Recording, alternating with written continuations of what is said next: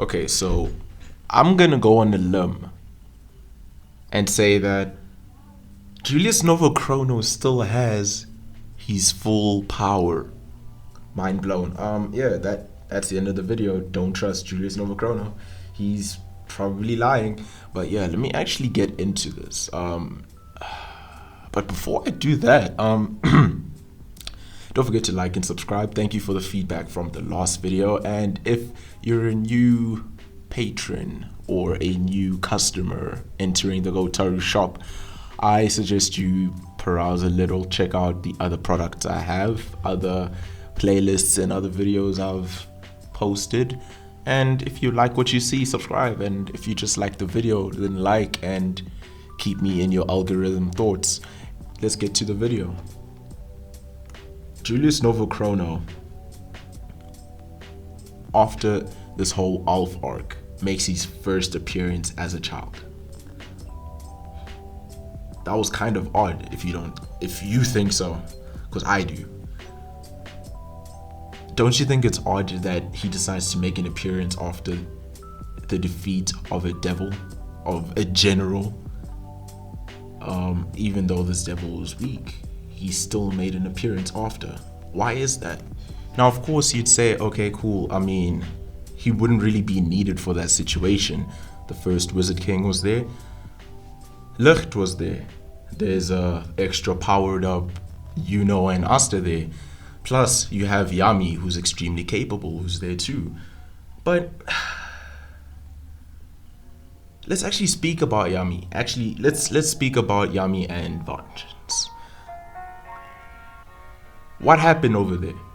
See, I have one question. Actually, let's make that two questions. Two questions that I've had on my mind since the end of the whole Alf arc. When someone betrays your trust and betrays the kingdom in a high standing position in the kingdom, why exactly is this man still having the same position, and he claims to be repenting and everything, still in the kingdom and not in prison? But then you have the captain of the Purple Orcas betray the kingdom for information and gets punished the way we expected him to be punished. That's the thing that never made sense to me.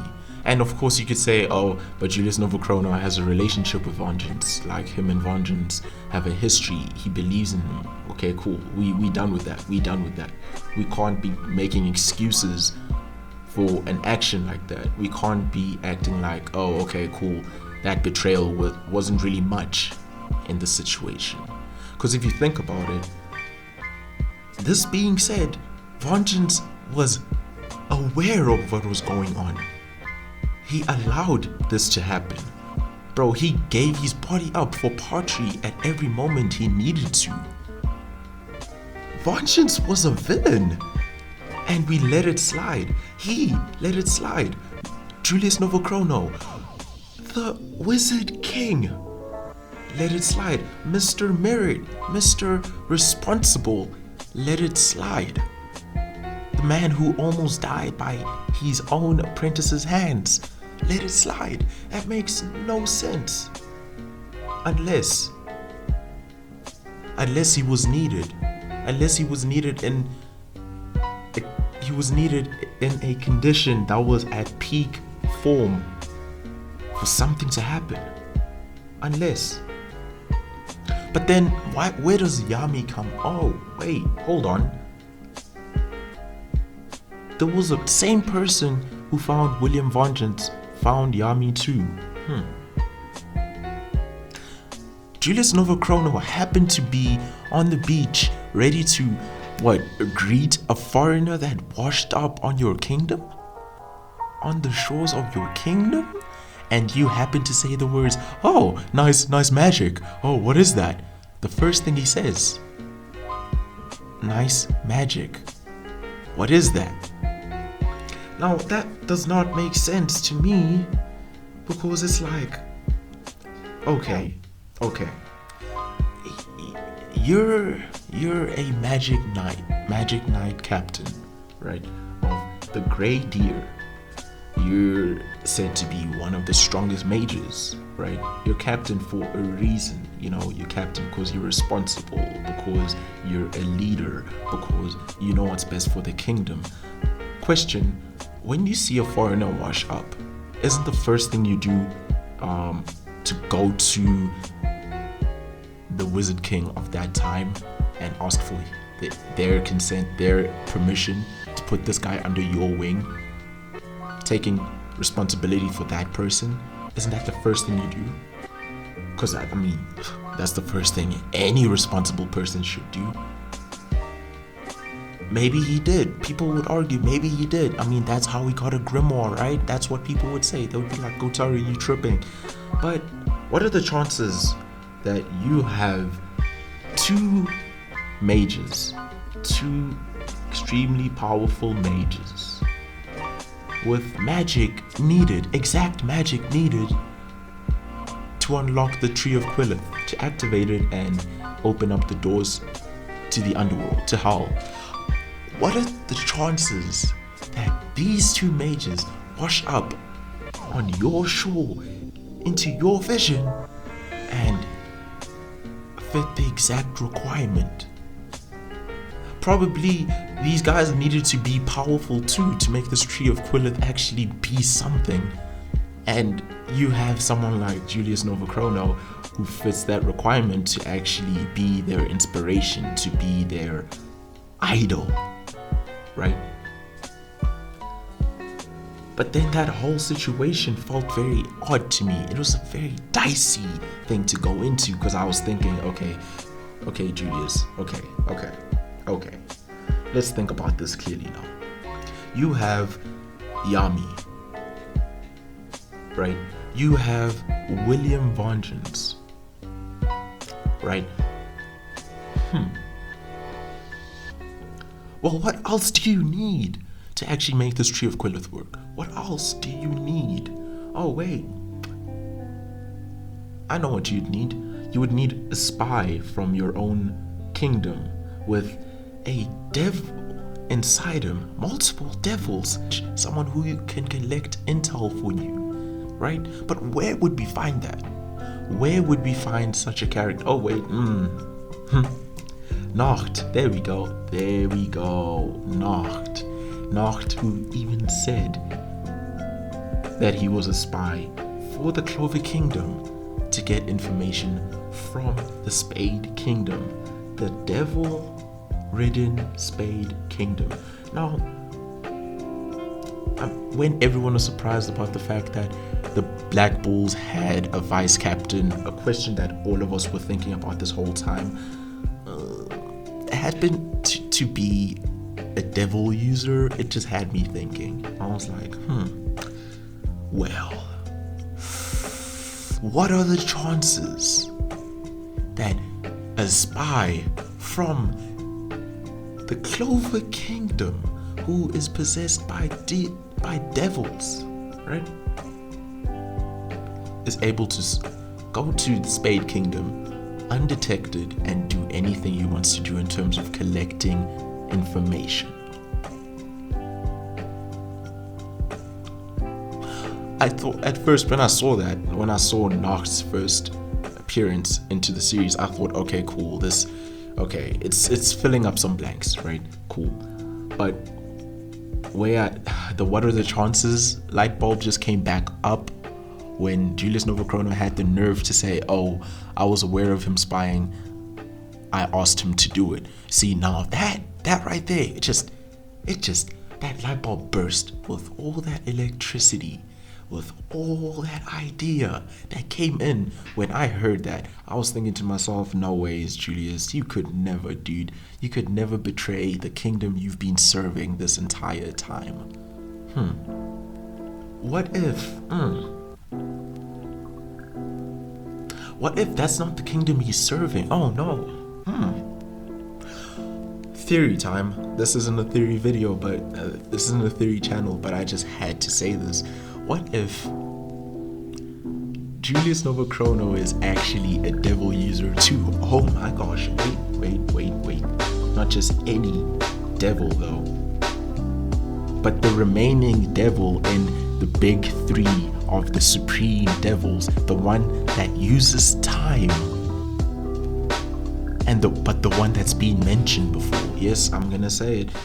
Julius Novachrono is possessed by Lucifugus. Oh my gosh. If you're a Black Clover fan and you're on YouTube right now, you've probably heard this theory before. I heard it too, and I was just thinking, damn, if Julius Novachrono is a devil user, that's insane. But of course, everything I've said up until this point and from here on out hasn't actually come from that person. I actually forgot who made this video, like it's gonna pop up now. Shout out to that person. Forgot. It's I think it's DBZ Ran, something like that. Anyways, yeah, Lucifugus. But why Lucifugus though? It's not making sense. Why Lucifugus? The first thing that came to mind, of course, when I heard and thought about this whole situation, when I first heard that, Julius Novachrono could be a devil user, it had me thinking. I was like, okay, this actually connects a lot of dots, because Julius Novachrono uses two different types of magic, like the Dark Triad. He has shape-shifting. That's the first. And second is time magic. Now that's extremely dicey. Makes no sense why Julius Novachrono would align himself with the Dark Triad, even though like the similarity with shapeshifting and the Zongrators family is kind of large. like there is a similarity with their inherent magic qualities. Like you see Xenon using bone magic, you see someone like Vonica using blood magic, and you see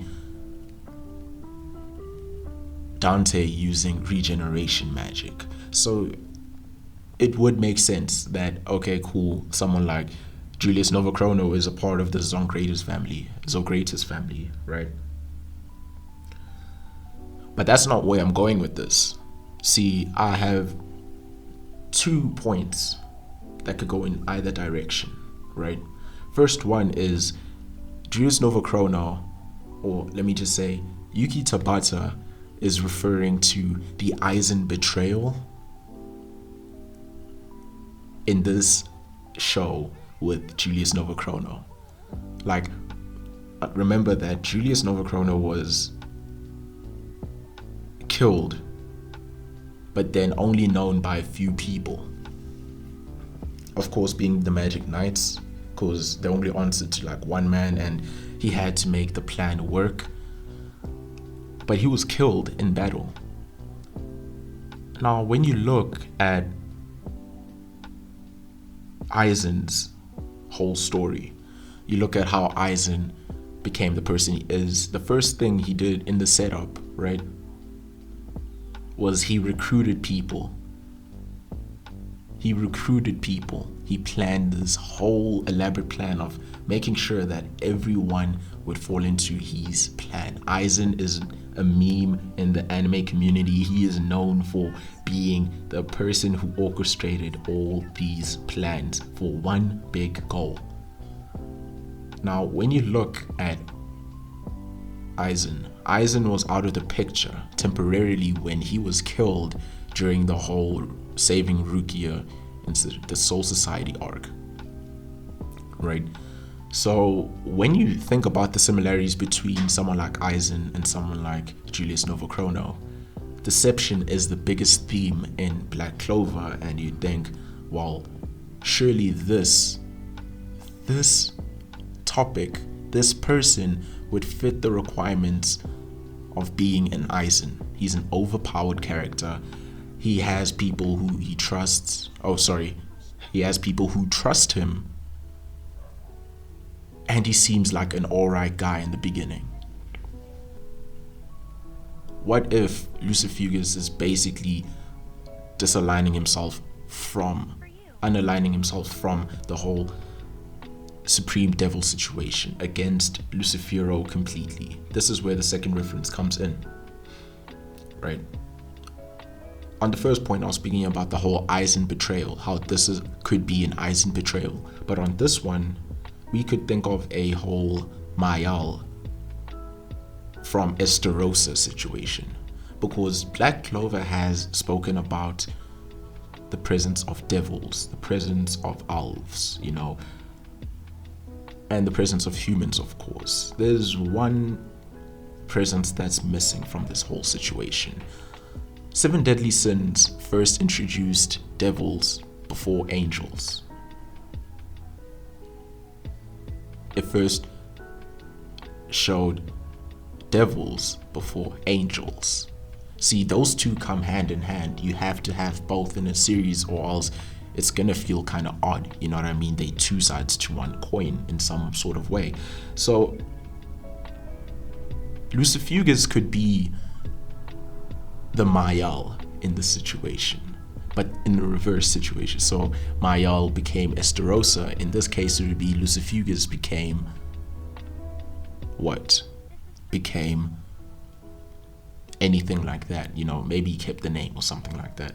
And something that, I was looking at translations, because that's what theory channels do, that they go deep in this, right? So I decided, you know what, let me go into the translation of Lucifugus, because I was trying to find an origin of Lucifugus to give myself better points in this video. And the big point here was Lucifugus's name is translated into avoiding light. That's what it means. That's its translation. So now when you're hearing this, it's like avoiding light. Lucifero's translation, which actually supports the second point, or not really supports it, but makes this what are the chances thing come back, is illuminating light. See, the best way to avoid light is to stay in the shadows. And throughout this whole series, from the Alph arc, in this Dark Triad arc, and where we are right now in the manga, Julius Novachrono hasn't made much of an appearance. Julius Novachrono hasn't made much of an appearance. He's only made an appearance in terms of fighting, in terms of using his time magic, Lucifugus's time magic, right? When the Clover Kingdom was invaded. But then he didn't even use that much of his magic. Because if he was using something that he emitted against someone like Podgy, or went out and used a page from his grimoire, then it would be that case. But maybe he's hiding in the shadows, trying to make sure that the devils are fully defeated for the angels, Now, there's something that popped up on my mind. Something I was thinking, you know what? If this is true, then Yuki Tabata really is quite the genius. There's 5 clovers, right? There's 5 clovers we know about. There's a 3-leaf clover. Of course, that's for the average mages. There's a 4-leaf clover for the exceptionally gifted and high with potential type of mages. And then there's the 5-leaf clover. That's in the presence of a demon. If Julius Novachrono has the 6-leaf clover, but I'm not going to talk about that right now. I decided that piece of information will be in its own video, something called the 5-leaf clover and the 6-leaf clover, something like that. Be on the lookout for that. I already did the recording for it. I just decided to cut it off, you know what I mean, because why not? And this video is starting to look long, right? So yeah, this is GoaTaro signing out. Don't forget to like, subscribe, share with your weeb friends, vaccinate, and mask up.